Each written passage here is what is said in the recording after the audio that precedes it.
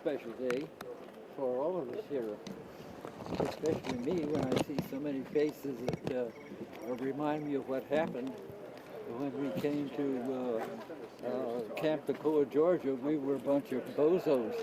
We were, for the most part, the regimental colonel wanted athletes and guys that could do something, and college kids. So they turned us into heroes because of the things that we had to do and the way we did it. So he was kind of proud of us. We could even cause a riot and get away with it, which we did in North Carolina.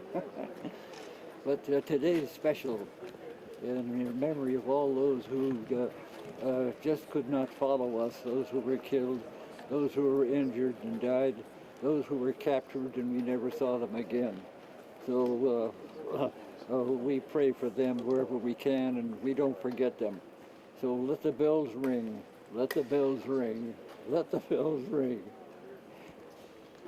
Tom, what do you remember about 1944 and jumping on that flight? Oh, everything. Where do you want to start? Is there something that stands out to you? The way it smelled, the way you when felt? I stepped out of that aircraft, well, we didn't know where we were. And on the base of that, everything started to happen. We were in the wrong drop zone. We had a bundle in front of us. We stood up, hooked up, and checked our equipment. And we were traveling too fast, 176 miles an hour. We can't jump at that speed, but the pilots weren't too concerned about that. They were trying to get out of the area because I could look out the door and see a rectangle of fire coming up out of us. And that scared the life out of anybody because we knew we probably would just be traveling right through it. But on the basis of what the pilots saw and the pathfinders were emitting a dot dash was the code for D. So I was in the door, and when I stepped out, number 2 and 3 men right behind me pulled switches and dropped 1,800 pounds of equipment. And the plane, for the most part, went up, and I went crouched down. My knees bent a little bit, and as I came out, my left arm got caught in the lower left-hand corner of the door. And I banged out, hit the side of the aircraft, and I did that twice, and I had a wristwatch that I got from Jessup's Jewelers in San Diego. It cost $289, and that was stripped off.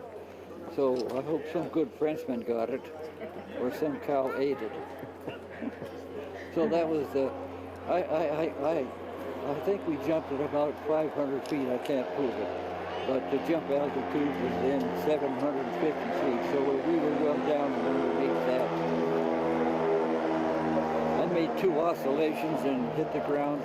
I weighed 276 pounds, and I had so much equipment on me that I didn't get hurt. So I just bounced around, and I couldn't get out of the harness, so I opened up a double zipper right under my chin and pulled out my switchblade knife, and had a cricket there, and it dropped out, and I never got the chance to use it. So I cut my way out, and about halfway through cutting through the webbing, number 2 and 3 men came up and helped me, and we organized, and we went over to a decomposed granite road. And I heard the crickets cricketing and crick, crick, crick, crick, and we worked our way toward one another. And it was 5 or 6 guys in the same aircraft that I was in. And they had their equipment, and one guy had a hand grenade with the pin pulled. And he asked me what he should do with it. So I told him, give it to me, and I got everybody down, and I took it and rolled over to the side of the road and dropped it in the canal and rolled back, and when it exploded, the war started. End of paragraph. Tom, did you happen to mention, did you lose something, sir? Did you lose something on D-Day, sir? Oh, yes, my watch. You lost your watch? Yeah. What were you hoping for after you lost that watch, sir?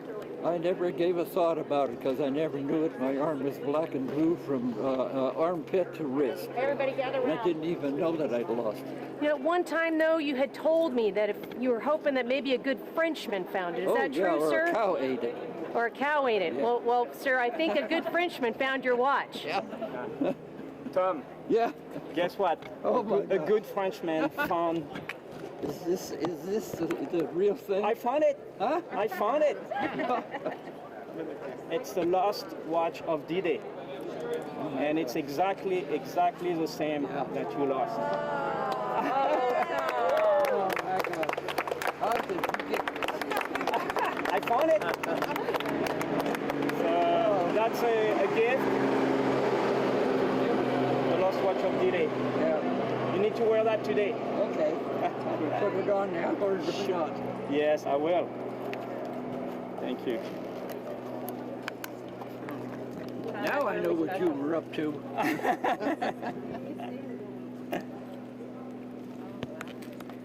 So now your story is complete.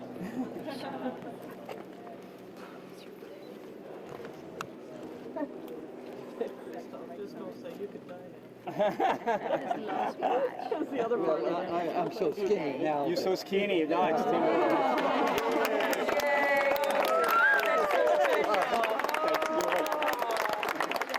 Survival again and review the whole works. Keeps me awake at night, you know, until I can work through the whole process, and seems I go deeper and deeper every time till I'm down to such detail that I'm almost manufacturing stuff. But it never ends. So any combat soldier, probably if he survives, suffers from fame, blame, and shame. So that's the process I work through all the time as best I can. So there's a lot of fame, there's a lot of shame, what we did, what we had to do, and how we did it. And unfortunately, there's fame associated with it. And that makes it conclusive for the most part for all of us. What kind of helps you work through some of that, you know, the fame and the shame, you'd say? Well, that'd be hard to detail that. But we did a lot of things that we weren't supposed to do, and we did it on our own for the most part when we were so separated and out of contact with one another, though. We innovated every possible time that we possibly could. And there was not many vehicles in Normandy, and all the ammunition was pulled by carts and horses. And so when horse manure ended up on the center of the road, a vehicle would avoid it, but a driver of a cart would not. But so we put mines underneath it, and they ran over it, and we blew them apart. So when I landed, we had more hand grenades than we had Germans. I mean, like you had said though, when we look at it, you may have thought of all the things that you guys did, but because of what you've done is why we're here today. Let's do that again. You said, you know, like you had said when that there's a lot of fame and there's a lot of shame. Yeah. But I mean, when we really think about it, the reason we're here today is because of you. Yeah, we want to, for the most part, review that and pull out the most important parts of it and let the bells ring. Let the bells ring, because they rang for thee. So Tom, last year you were 97 and you jumped in Normandy. Yes. You're 98 and you were supposed to jump in Normandy again today. Well, this is Normandy weather today, really, so that's a part of it's with us. Right, because I remember you had told me when we spoke last year, and people would ask when you were jumping and you thought about all the weather. This really is the Oh, yeah. weather of that morning. Oh, yeah. Does it kind of make it a little more surreal? No, it doesn't. I landed fairly hard, and but I didn't get hurt. and I had to cut my way through the webbing and get out of the area as quickly as I could. But I didn't join up with anyone because they weren't around. And I suddenly decided or recognized, wait, I got more hand grenades than I do, and I see the Germans around. So I was wandering while I wondered, and wondered while I wandered, until I found some of the guys, or they found me. So I don't think your age is getting in the way of how long you want to go jump, how many more times you want to jump.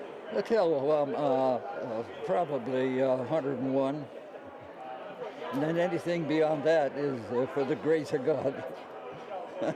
And all in honor of those who, for the most part, didn't. I was the last fellow in the 501st Parachute Infantry to jump in Normandy. And then 3 months later, I was the last fellow from the 501 Parachute Infantry to jump in Holland. So that's the fame that I might talk about and mention to you. It came in bundles, and I never expected it. So in Holland, I landed in a turnip patch, for the most part, and dug my way through turnips, and I got out of it. The leg straps were a little bit loose, so the chest strap came up under my chin, and I had to hold that down. So there's always something that's different that changes things in the way you have to react to it. So we were trained to innovate and expect almost anything, and so we did, either as individuals or as a group. Thank you so much, You're Tom. welcome.